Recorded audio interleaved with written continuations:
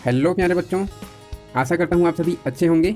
चलिए बच्चों, आज मैं फिर हाजिर हूँ आपकी कक्षा के गणित के एक नए टॉपिक के साथ में। प्यारे बच्चों, इसके पहले हमने यहाँ पे देखा था गुणा भाग के कुछ सवाल।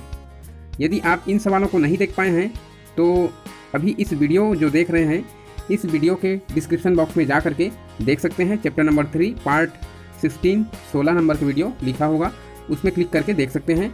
और आज हम जानने वाले हैं बच्चों यहाँ पे एक गतिविधि। इस गतिविधि में हमने जो अध्याय 3 में पढ़ा है गुणा भाग, उस गुणा भाग के जितने भी हमने ज्ञान प्राप्त किए हैं, उस ज्ञान को मजबूत करने के लिए यहाँ पे एक सुंदर सा गतिविधि दिया गया है। इस गतिविधि के माध्यम से हम अपने ज्ञान को पुख्ता करेंगे। ठीक है बच्चों, तो क्या है गतिविधि, चलिए हम शुरू करते हैं। यहाँ पे देखिए बच्चों, ऊपर लिखा हुआ है नीचे बने चौकोर में कुछ संख्याएं व चिन्हों के कार्ड रखे हुए हैं। रवि ने इन्हें ठीक से जमाया था, लेकिन कमला ने इन्हें बिगाड़ दिया। क्या तुम इन्हें फिर से ठीक कर सकते हो? तो यहाँ पे देखिए नंबर वाले कार्ड दिए हुए हैं, बहुत से कार्ड है और इनको आपको जमाना है, सही करना है ना। ये दो बच्चियाँ, एक लड़का एक लड़की खेल रहे हैं दोनों आपस में, और खेलते हुए यहाँ पे जो कार्ड है उसको बिगाड़ दिया है लड़की ने। लड़का सही जमाया हुआ था और इसने बिगाड़ दिया है, तो इसको आपको सही जमा के दिखाना है कि कौन सा कार्ड कहाँ पे आएगा। ठीक है ना। तो चलिए हम ऊपर में जो पहला दिया है पहले लाइन में, उसको हम जमा के देखते हैं सही तरीके से। यहाँ पे देखिए बच्चों, मैंने सवाल, ऊपर के जो सवाल था उसे मैंने यहाँ पे लिख लिया है और इसको मैं जमा के दिखा रहा हूँ कि इसके जो कार्ड्स है नंबर के, अलग अलग चिन्हों के कार्ड्स, वो इधर उधर बिखर गए हैं, बिगड़ गया। इसको हमको सही क्रम में जमाना है। तो कैसे जमाएंगे? यहाँ पहले ऊपर को देखते हैं। ऊपर को आप देखिए कि शुरू में बराबर चिन्ह है, फिर 10 है, फिर भाग, फिर 2 और लास्ट में 5 है। तो 10 भाग 2, उसके बाद 5, तो इसके बीच में बराबर आने चाहिए ना। 10 भाग 2 बराबर 5 होने चाहिए, अर्थात ये बराबर का चिन्ह यहाँ पे आएगा। तो इसको हम कैसे बदलेंगे? देखिए यहाँ पे 10 का जो चिन्ह है ये वाली, ये शुरू में जाएगा। ठीक है, ये 10 का जो चिन्ह है ये शुरू में रहेगा यहाँ पे, है ना। हमने यहाँ पे रख दिया। इसके बाद क्या रहेगा? भाग। इसके बाद ये भाग चिन्ह रहेगा, 10 भाग, इसके बाद रहेगा 2, ये है 2, है ना। इसके बाद ये 2 रहेगा, ये बन गया 10 भाग 2, है ना। अब इसके बाद रहेगा बराबर, के बाद रहेगा ये बराबर वाली चिन्ह रहेगा। इसके बाद में रहेगा 10 भाग 2 बराबर 5, है ना। लास्ट में ये रहेगा 5। ठीक है, ये हमारा सवाल जम गया। ठीक है ना। तो ये इस तरह से रहेगा। ठीक है, 10 भाग 2 बराबर 5, ये अब सही सीक्वेंस में, सही क्रम में जम गया है। हम दूसरा को देखते हैं। यहाँ पे हम सवाल नंबर दूसरा को देखते हैं बच्चों, और सवाल नंबर दूसरा को देखिए। यहाँ पे 45 भाग 3 बराबर 15। तो ये 45 को हम भाग करके देख लेते हैं कि इसका जवाब है वो 15 आता है कि नहीं। ये सीक्वेंस क्रम सही है ना।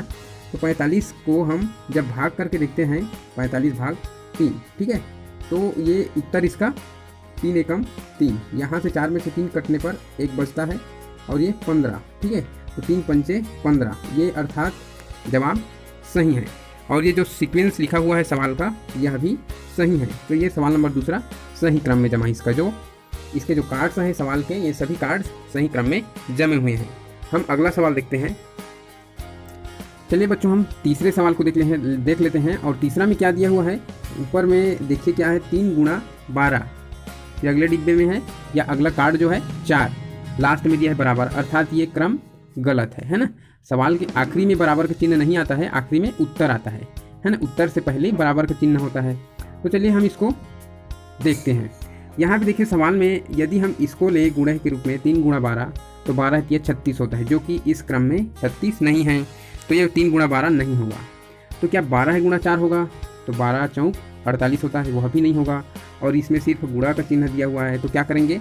इसका और इसका गुणा करके देखते हैं। तो ये होता है 3 चौक 12 है, अर्थात गुणा के चिन्ह के बाद 4 रहेगा। ठीक है, तो हम गुणा, चलिए इसको हम सुधारते हैं। इन जो कार्ड्स है इसको सही क्रम में रखते हैं।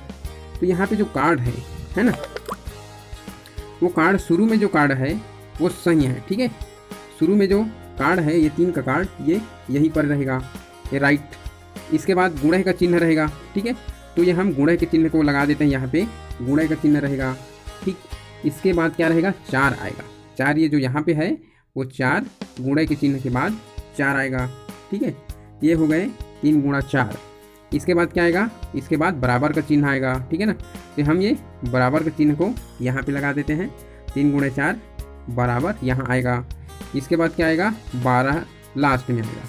ये क्या है, इसका जवाब है। तो हम इसके कार्ड को हमने सही क्रम में जमा दिए। अब ये कार्ड सही क्रम में जम गया है। अभी 3 × 4 बराबर 12, ये सही क्रम है, 3 × 4 12 होता है, ठीक है बच्चों। यहाँ तक मैंने सवाल को सही क्रम में इन सारे कार्ड्स को मैंने जमा दिया है। आगे और भी सवाल हैं और वो उसके भी क्रम इधर भीतर है, तो उसको आप सही क्रम में जमाइए, ठीक है। देखिए बच्चों, अभी हमने ऊपर में जितने भी यहाँ पे दिए हैं कार्ड्स, इनको हम सही सीक्वेंस में सही क्रम में जमा के देख लिया, ठीक है ना। इससे आप समझ गए होंगे कि भाग्य की सवाल कैसे रहते हैं, है ना। अब आगे देखते हैं, आगे क्या दिया हुआ है। आगे और भी एक गतिविधि है, बताओ कौन से हल सही हैं व कौन से गलत। जो हल गलत है उन्हें सुधारो और यह भी बताओ कि गलती करने वालों ने कहाँ गलती की है, ठीक है। तो आपको यहाँ पे जो सवाल है उसको चेक करना है, सही है कि गलत है। यदि गलत है तो सुधारना है, और गलती करने वाले ने कहाँ पे गलती की है उसको भी बताना है। तो चलिए हम सवाल नंबर पहला को देखते हैं, ठीक है।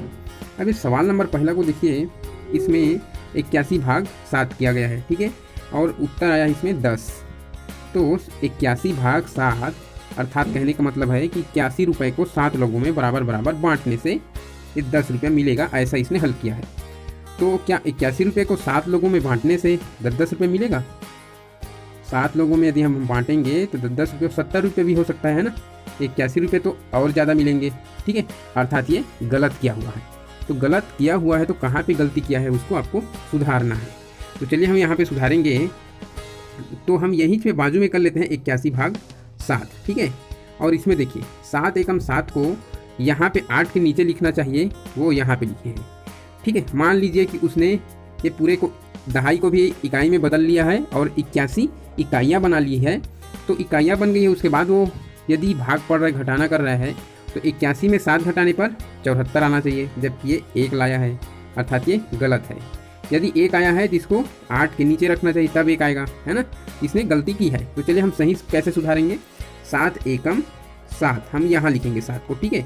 अब घटाएंगे, हमने 8 दहाई का वितरण किया 7 लोगों में, तो 7 दहाई वितरण हो गया, ठीक। इसी को एक बार बांटे एक एक करके, है ना। तो 7 लोगों में एक एक बांटे तो 7 वितरण हो गया। इसी को हम पढ़ते हैं 7 एकम 7। तो 7 वितरण हो गए, तो 8 में से 7 वितरण हो गए तो 1 बचा, और ऊपर यहाँ पे इकाई और है ना। तो इकाई अभी वितरण के लिए बाकी, इसको भी वितरण करना है, बांटना है। अब 11 बचा हमारे पास इकाई। तो 7 एकम 7 फिर पढ़ेंगे हम। 7 एकम 7 क्यों पढ़ रहे हैं? क्योंकि हमारे पास 11 है और 7 लोगों को बांटना है ना। तो हम एक बार बांटेंगे, इसीलिए 7 एकम 7 पढ़ रहे हैं। यदि हमारे पास 14 होता, 7 दूनी 14 होता है ना, 14 होते तो हम 2 बार पढ़ते, तो नहीं है, इसलिए हमको एक बार पढ़ना है 7 एकम 7। और यहाँ पे क्या बचेगा? 4 बचेगा, ठीक है ना। तो ये है सवाल, इस तरह से बनेगा और एक एक को 11 रुपये मिलेंगे, ठीक। ये सवाल नंबर पहला हुआ। सवाल नंबर दूसरा को देखिए सही है कि गलत है। सवाल नंबर दूसरा हम चेक करेंगे। तो यहाँ पे देखिए 99 को 3 भाग में बांटना है। तो 3 भाग में बांटते, 3 का पहाड़ा पड़ेंगे, 3 तिया 9, ये राइट शून्य हो गया, है ना। अब उसके बाद एक 9 और बचा, उसको नीचे लिख लिया गया, और 3 तिया 9, यहाँ भी 9, ठीक है। तो ये राइट है। सवाल नंबर दूसरा सही है, इस पर कोई सुधार की गुंजाइश नहीं है। सवाल नंबर तीसरा को देखिए, और सवाल नंबर तीसरा में क्या है? 96 रुपये है, या 96 कोई भी सामान है मान के चलिए, और 4 लोगों में बांटने हैं बराबर बराबर। तो 4 लोगों में बांटने पर एक एक को 114 मिलेगा, ऐसा इसने हल किया है। तो क्या ये सही हल है या गलत है? गलत है। भाई आपके पास 96 है तो 114 कैसे मिल जाएगा एक जन को, है ना। 114 मिलेगा तो इस 4 जन को कितने हो जाएगा फिर?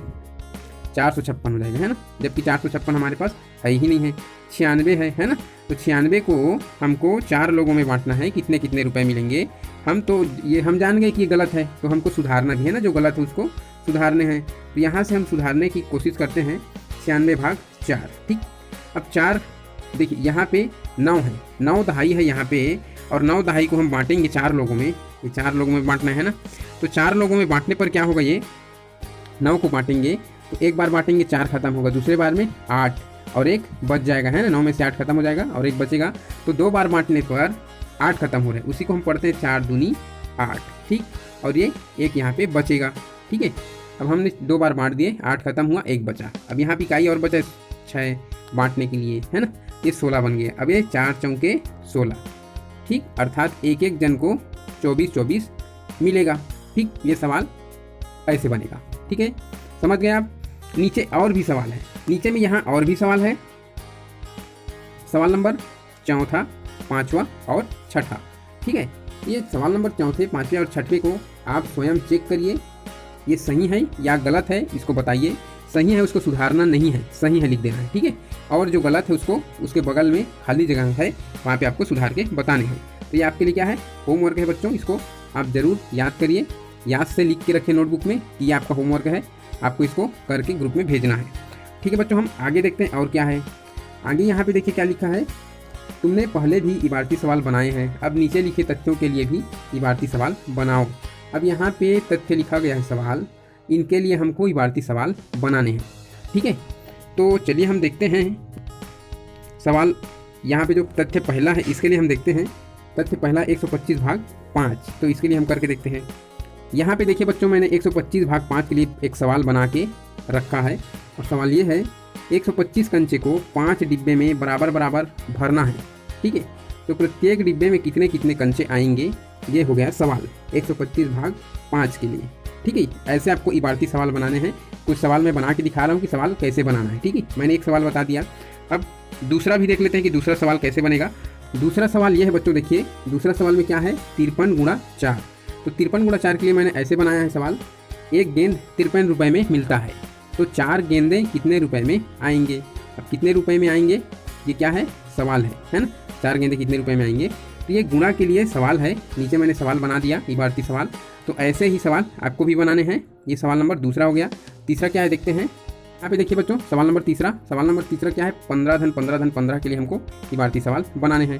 तो यहाँ मैंने एक इबारती सवाल बनाया, राहुल ने 15 रुपये की शक्कर और 15 रुपये की आलू तथा 15 रुपये की बिस्किट खरीदी, तो राहुल के कुल कितने रुपए खर्च हुए, है ना। यहाँ पे थोड़ा सा मिस्टेक हुआ है, ये रुपए है, कितने रुपए खर्च हुए। ठीक है, ये यहाँ पे कितने रुपए खर्च हुए। ठीक है, ये सवाल हो गए। तीसरे के लिए मैंने सवाल बनाया।